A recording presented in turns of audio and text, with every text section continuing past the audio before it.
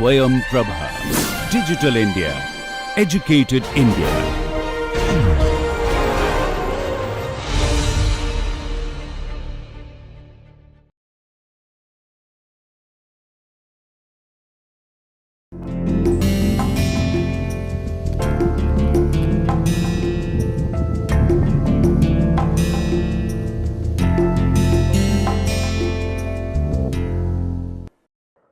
Welcome back. Let's continue the discussion on coupling of chemical kinetics and the thermodynamics.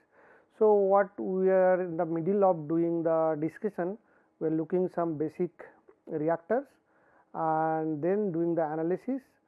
So, based on their assumption and other characteristics. So, the last one where we stopped while doing the plug flow reactor. So, this is where we started off.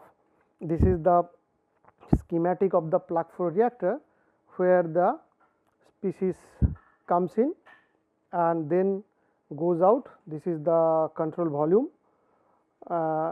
small control volume, and then everything here there are some assumptions which it is built upon: steady state, steady flow, no axial mixing and all this. Then what we are doing, there are basic conservation equation of mass conservation. So, this is the small element that we have taken, and mass conservation, then momentum conservation, and momentum only we are looking at the x momentum, and then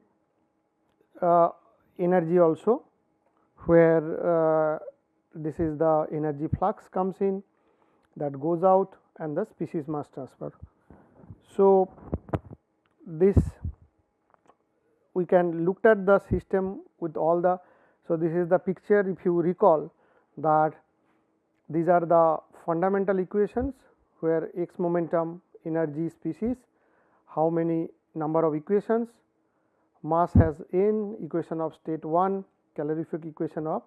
So, using this concept we started this set of equation, and then finally we derived and we stopped here, where you get dp dx in terms of some coefficients a and b, and obviously the other parameters like axial velocity, thermodynamic parameter, temperature, Cp and all these are there, where a is like this and b is represented like this.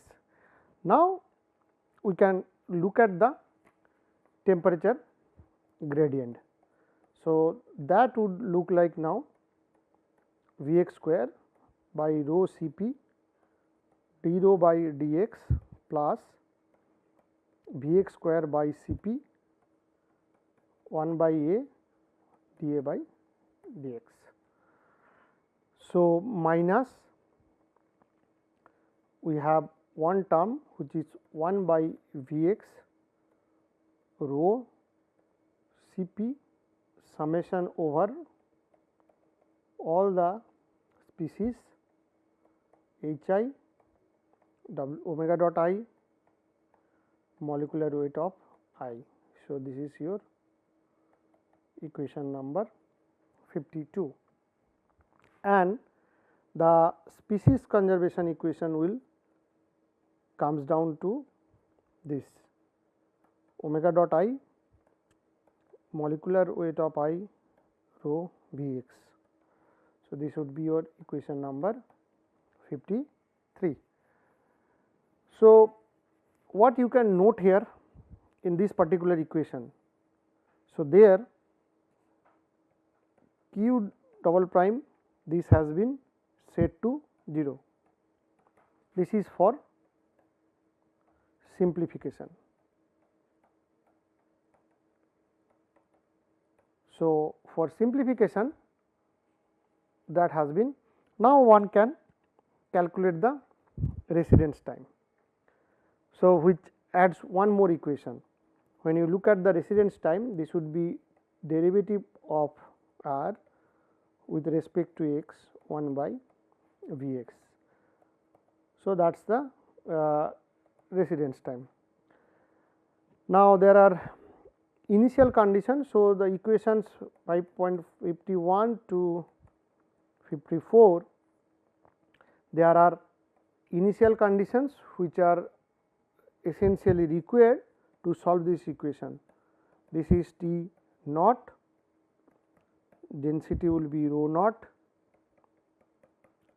y I is y I naught for I equals to 1 to n, and T r is 0.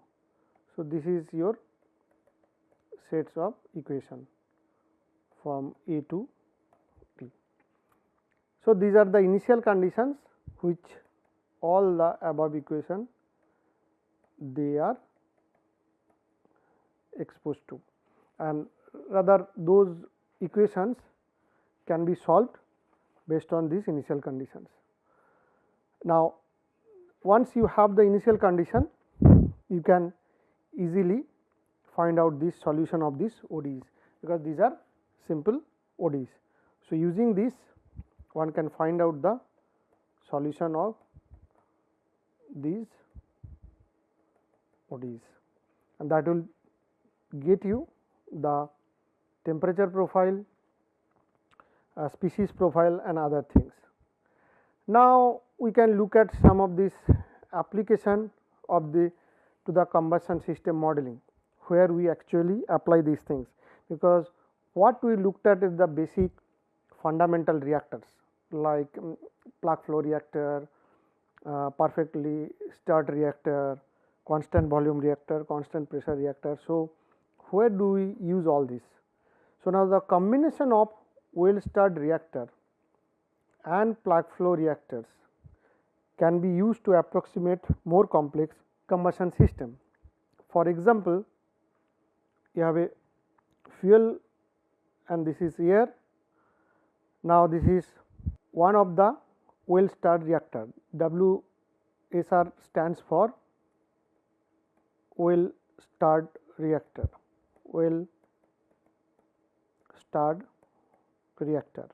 So, this is the first WSR, then there is a recycling or fuel comes in, air comes in, some combustion product comes out, it gets into second well stirred reactor, where again some amount of fuel and some amount of air goes in along with this combustion product.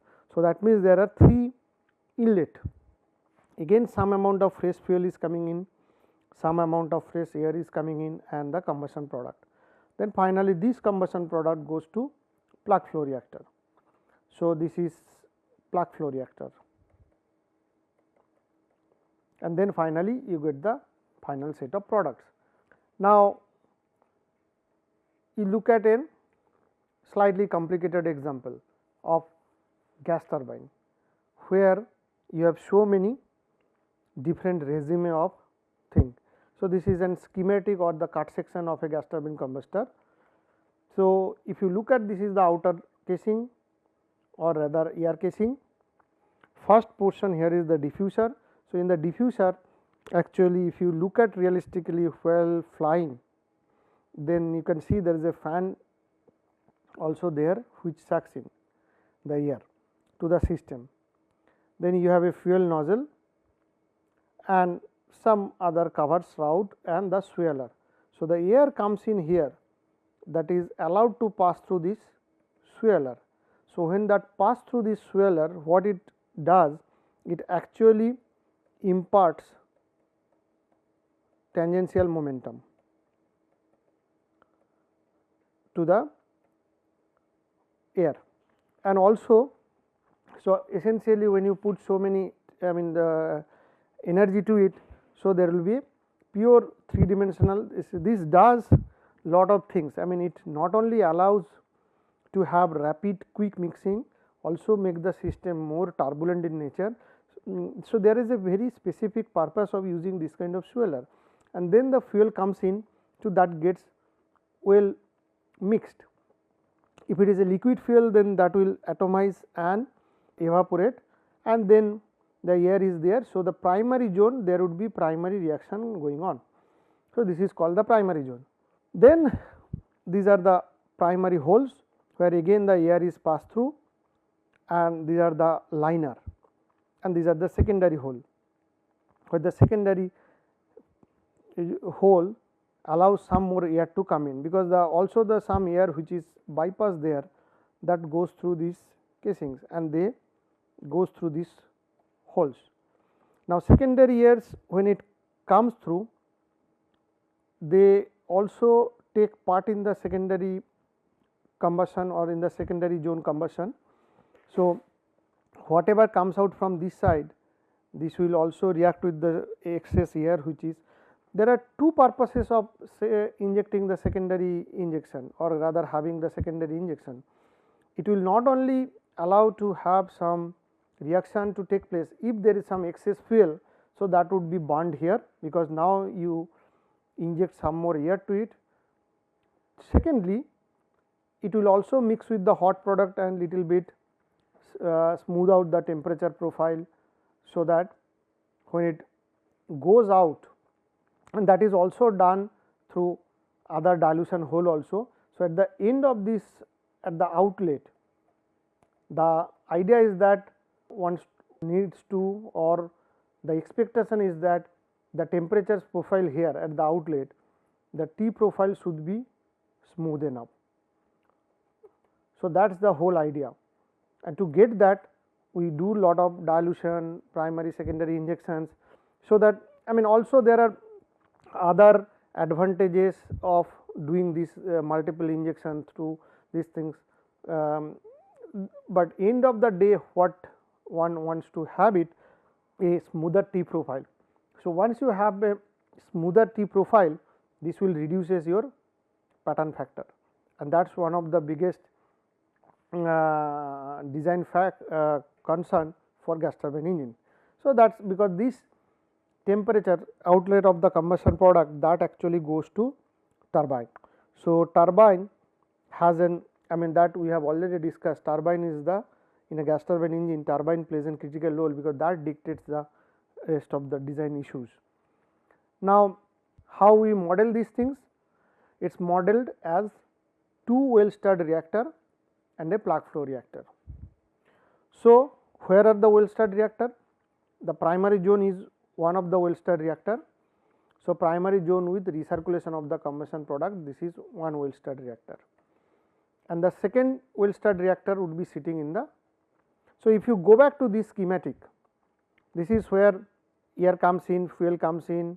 So, they react, the recycling is essentially nothing but that because of the swelling, flow, recirculation bubbles, things bring back. So, this is one well stirred reactor, then you add some more fuel, and this is second well stirred reactor, and finally, the plug flow reactor in the dilution zone.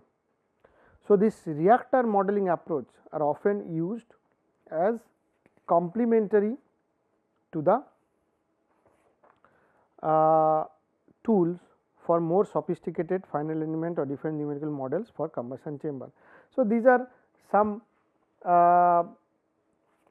these things that one used to simplify a complicated problem like a gas turbine engine. So, that actually gives you an idea this application of these basic or fundamental reactors for the modeling purposes of the complicated system. So, though it is simplified system, that can give you a fair amount of idea what goes on in the system. So, that pretty much actually we want to talk about the coupling thing, and then we will move to the next set of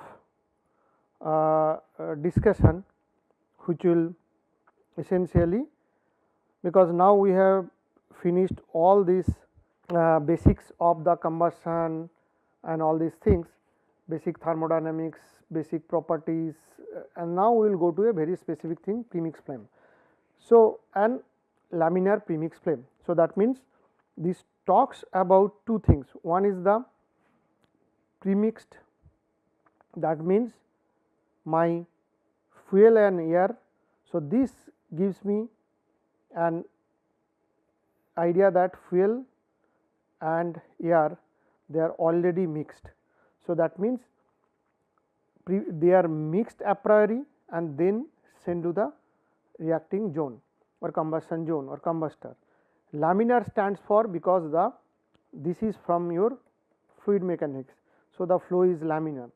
So, essentially this immediately tells you, as soon as you say laminar premix, that means you can get some idea about the scales and all these things. So, let us go into that discussion. Now, there are certain important properties that one has to know before getting into the details of these premixed flames. So, one is that the premixed flame is self sustaining, propagation of a localized combustion zone at subsonic velocities. So, this is an important point. So, that actually now we call it sometimes the deflagration in gas dynamics or compressible gas dynamics, or to define a premixed flame traveling at subsonic speed. Now, if you consider a premixed flammable mixture in a long tube open at both ends, that means we are talking about this kind of a tube which is open at both ends, and you have a premixed mixture here, and you ignite from one end, then the combustion wave which will be generated due to this reaction, that will travel down to the tube towards the other end from the starting point. Now, more to it, the flame is caused by a self propagating exothermic reaction which is accompanied by a reaction zone. That means, when this premixed mixture is ignited, the combustion wave will travel towards the other side, then obviously it will create some sort of an. So, if it is passing through this tube, somewhere it will create an thin reaction zone. So, one side of that would be burned side, other side would be unburned side. That means, mixture comes in. So, that it is a self sustaining or self propagating system. Now, it will propagate through a stationary gas mixture at a characteristic velocity which is called burning velocity or laminar flame speed. So, this is one of the very fundamental property of a premixed flame, and that one has to know. Now, most hydrocarbon stoichiometric mixture does velocity about this. So, that we will see how this burning velocity actually varies with the mixture, or rather the stoichiometric mixture coefficient.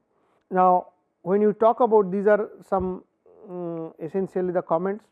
When you talk about hydrogen air mixture compared to a hydrocarbon fuel, this burning velocity is quite higher, and that happens because once we will do the detailed analysis of this burning velocity, we will see that depends on the molecular weight, along with the mass diffusivity, and hydrogen has much higher mass diffusivity. Now, the velocity of this wave is also controlled by the diffusion of heat and active radicals. That is always obvious, because once the reaction starts in any reacting system, there would be formation of radicals and active radicals, and that will also produce some heat. Now, when the flame is burning in a mixture of gases, then the pressure and composition, two characteristic properties can be defined and measured. One is the burning velocity or flame speed or laminar flame speed, second is the flame temperature. So, now that is always obvious. Now, when there is a reaction going on, obviously we will have a temperature, because these are mostly exothermic reaction, and any exothermic reaction there will be heat release. So, when there is a heat release, we would be able to get some temperature. So, that one may think about, there is what is something very fancy about it. We will see when you talk about the premixed mixture, it is slightly different, and that is why flame temperature is always obvious, but the important thing is the burning velocity and also flame thickness, which will come to that. So, the temperature you can predict from the thermodynamic data, and if you invoke also chemical equilibrium concept, you can do that. And secondly, the prediction of the burning velocity, people have predicted that thing through lot of experimental observation, there are theoretical models, and so lot of things which are present there for prediction of the burning velocity. Now, to go back little bit to the history, there are essentially two approaches formulating the laminar flame propagation in premixed gases. First one, there is a hypothesis on which talks about thermal propagation. That means the mixture is heated by conduction to the point where the rate of reaction is sufficiently rapid to become self propagating. So, that is a concept completely based on thermal analogy. And the second one based on the diffusional propagation, which talks about that diffusion of active species such as atoms and radicals from the reaction zone or the burned gas into the unreacted mixture causes reaction to occur. So, there are two different thought process completely. One is purely based on the thermal hypothesis, that there is a, I mean, if you look at the system like this, and this is the reaction zone, this is unburned, this is burned. From here, this side the heat transfer takes place. Due to the heat transfer, so this gets again ignited or the burning takes place. Or the other case, the diffusion approach is that from here the active radical or atoms or species diffuse through the unburned side. So, in reality what happens is diffusion of heat and active radicals both are essentially there, because when there is an unburned mixture from this side, in obvious situation there will be heat transfer to the unburned mixture, and there will be also some transfer or the diffusion of the active radicals, which will do, I mean, take part in the process. Now, this is a picture of a freely propagating premixed flame. So, this is very standard picture and available in any textbook, and what it shows that this is the initial mixture which is at the lower temperature. So, as it goes along, this reaches a final temperature. This is your burnt temperature. That means the other side of the reaction zone. If this is the, so if this is the flame thickness, this is my burnt side, this is unburnt side. And when the temperature goes up due to reaction, the reactants will also automatically gets consumed. So, this is my starting point of the reactants at the initial stage, and as it getting consumed, it will come down and it completely consumes it. So, that is how happens to the reactants, and once the reactants are getting consumed, obviously we start getting the product.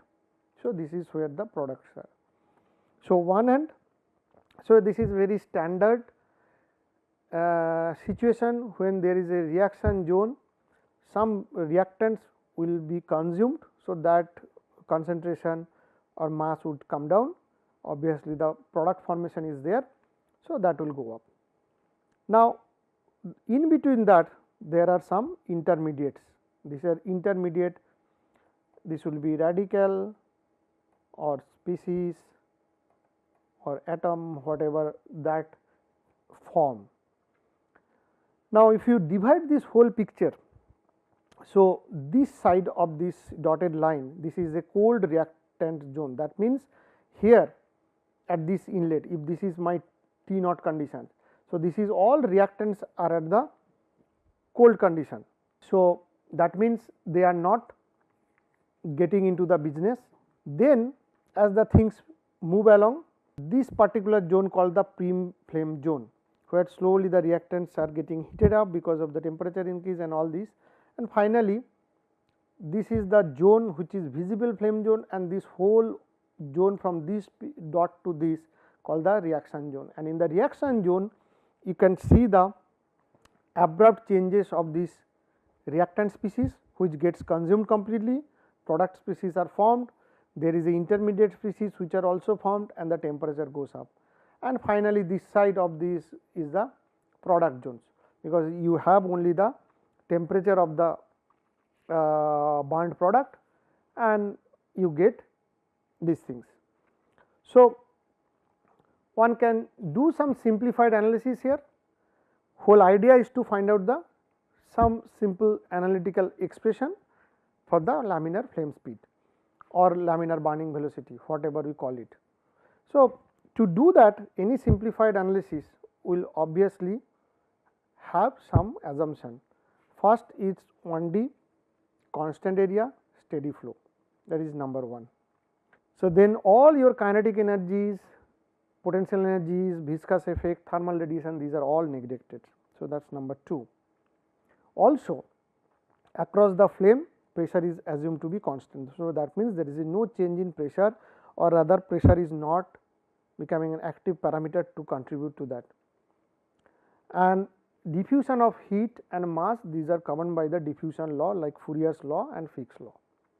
Then one more thing, which another, this is a non-dimensional number called Lewis number, which is a ratio between alpha and D. It is a thermal diffusivity to mass diffusivity, or one can write in terms of kappa by rho Cp d. So, the Lewis number is 1, that means thermal diffusion and mass diffusion are occurring at the same rate. If it is 1, that means thermal diffusivity and mass diffusivity are of the same order. So, that where it helps, because that simplifies the energy equation. Okay. Now, individual Cp values are all equal and constant. So, if you take some species, the Cp values are all equal and constant. Then kinetics, which is important, because when we are talking about the reaction and all these things, so we have to take into consider the kinetics. So, this is a single step, that means it is a simplified already, which is essentially sort of in global kinetics, exothermic reaction, and we take a condition which is a lean condition, that means the fuel is completely consumed. So, which is not an rich condition. Now, if we look at the picture, so this is how we define, this is my, we said one dimensional. So, this is a one directional coordinate system. We take a small infinitesimal distance in that flame front, that is delta x. This is the amount of reactant mass coming in. I mean, essentially this is my control volume, and this is the temperature rise which will be. So, anything that we will get, this will be all function of x only, because this is assumed to be one dimensional. So, important conclusions are, it is 1D constant area steady flow, any other kinetic and potential energy, these are neglected. Then thermal diffusion and mass diffusion are occurring at the same rate, and individual Cp values are equal, and the reaction is one step global kinetics. So, that is how we define it. So, this is where we start our analysis, but we will stop it here and we will continue this analysis in the next lecture. Thank you.